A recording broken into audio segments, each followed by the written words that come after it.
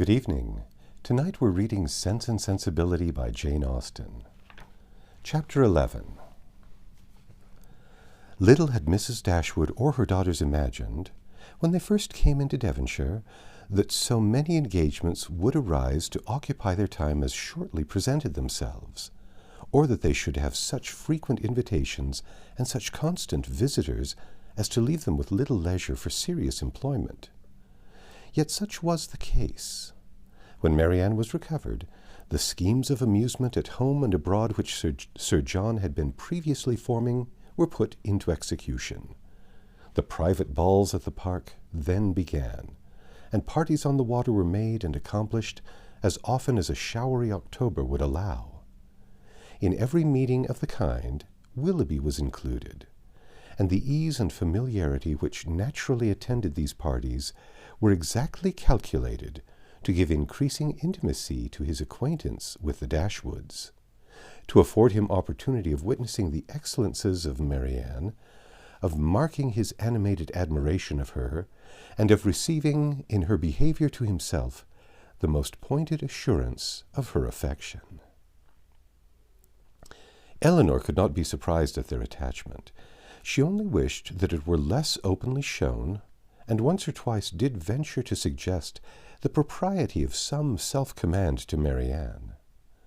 But Marianne abhorred all concealment where no real disgrace could attend unreserve, and to aim at the restraint of sentiments which were not in themselves illaudable appeared to her not merely an unnecessary effort, but a disgraceful subjection of reason to commonplace and mistaken notions.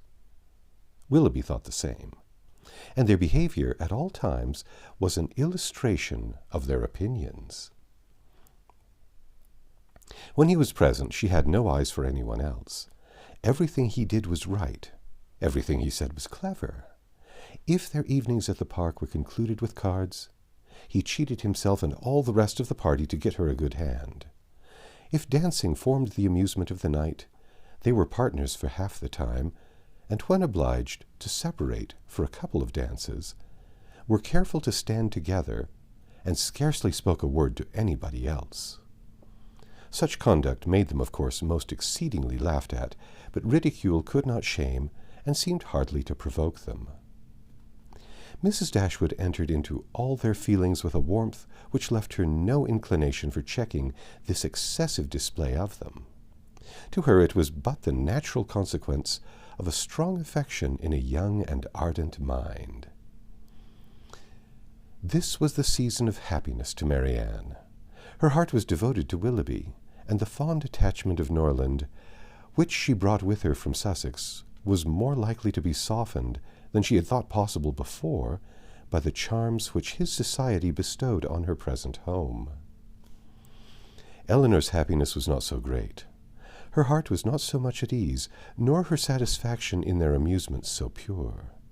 They afforded her no companion that could make amends for what she had left behind, nor that could teach her to think of Norland with less regret than ever. Neither Lady Middleton nor Mrs. Jennings could supply to her the conversation she missed, although the latter was an everlasting talker, and from the first had regarded her with a kindness which ensured her a large share of her discourse. She had already repeated her own history to Elinor 3 or 4 times, and had Elinor's memory been equal to her means of improvement, she might have known very early in her acquaintance all the particulars of Mr. Jennings' last illness, and what he said to his wife a few minutes before he died. Lady Middleton was more agreeable than her mother only in being more silent. Elinor needed little observation to perceive that her reserve was a mere calmness of manner with which sense had nothing to do. Towards her husband and mother she was the same as to them, and intimacy was therefore neither to be looked for nor desired. She had nothing to say one day that she had not said the day before. Her insipidity was invariable, for even her spirits were always the same, and though she did not oppose the parties arranged by her husband, providing everything were conducted in style, and her 2 eldest children attended her, She never appeared to receive more enjoyment from them than she might have experienced in sitting at home, and so little did her presence add to the pleasure of the others, by any share in their conversation, that they were sometimes only reminded her of being amongst them by her solicitude about her troublesome boys. In Colonel Brandon alone, of all her new acquaintances, did Elinor find a person who could in any degree claim the respect of abilities, excite the interest of friendship, or give pleasure as a companion. Willoughby was out of the question.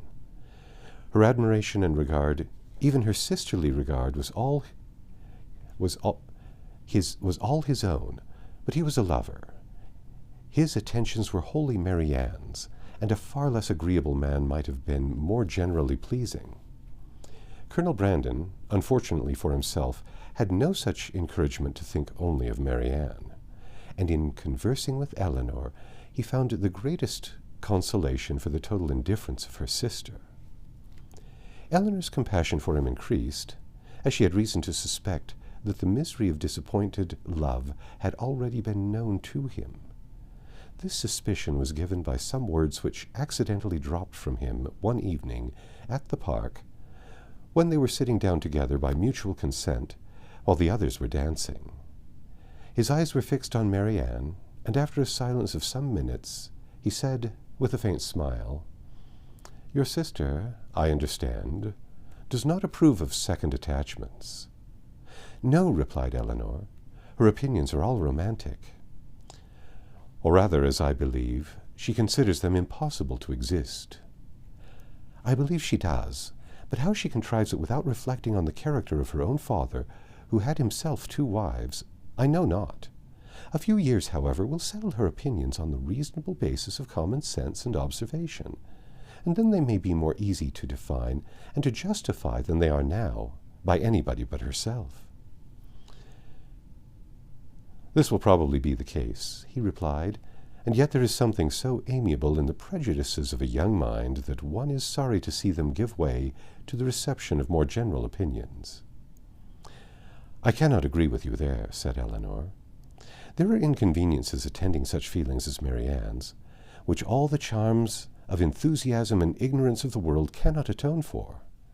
Her systems have all the unfortunate tendency of setting propriety at naught, and a better acquaintance with the world is what I look forward to as her greatest possible advantage." After a short pause, he resumed the conversation by saying, "Does your sister make no distinction, in her objections against a second attachment, or is it equally criminal in everybody?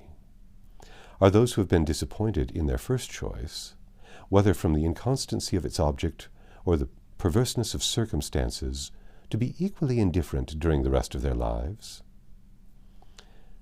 "Upon my word, I am not acquainted with the minutiae of her principles. I only know that I never yet heard her admit any instance of a second attachment's being pardonable." "This," said he, "cannot hold. But a total change of sentiments, no, do not desire it, for when the romantic refinements of a young mind are obliged to give way, how frequently are they succeeded by such opinions as are but too common and too dangerous. I speak from experience. I know a lady who in temper and mind greatly resembled your sister, and who thought and judged like her, but who, from an enforced change, from a series of unfortunate circumstances—" Here he stopped suddenly, appeared to think that he had said too much, and by his countenance gave rise to conjectures which might not otherwise have entered Elinor's head. The lady would probably have passed without suspicion, had he not convinced Miss Dashwood that what concerned her ought not to escape his lips. As it was, it required but a slight effort of fancy to connect his emotion with the tender recollection of past regard. Elinor attempted no more, but Marianne, in her place, would not have done so little. The whole story would have been speedily formed under her active imagination, and everything established in the most melancholy order of disastrous love. That's the end of chapter 11. Come back tomorrow, and we'll read chapter 12.